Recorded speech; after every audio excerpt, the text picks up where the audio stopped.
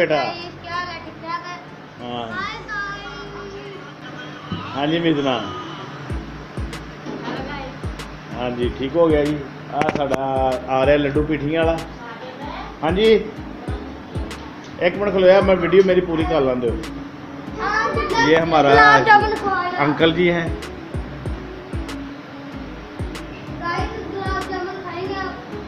ये हमारे शादुल भाई है।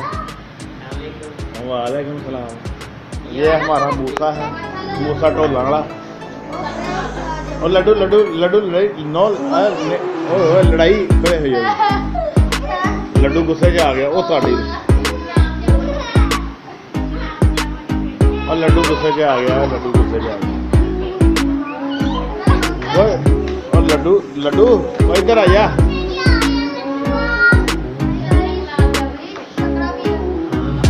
इधर ले गया अभी, ठीक हो गया ठीक हो गया। ओहो ओहो ये तो लड़ाइयाँ भी करता है। ठीक हो गया।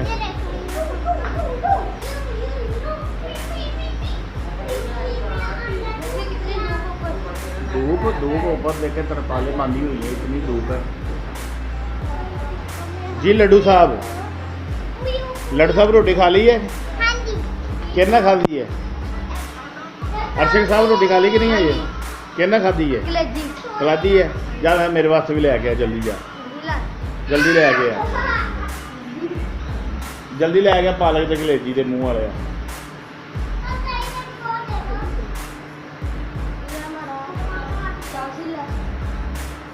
ठीक हो गया। ये हमारी रिंग लाइट है, ये हमारी रूज पा। हेलो कर दे भी,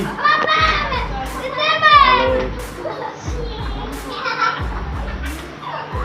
ये देखे बच्चों की शरारतें, गर्मियों की छुट्टी हुई हैं और बच्चे सब गाँव से इधर सैर के लिए आए हुए हैं।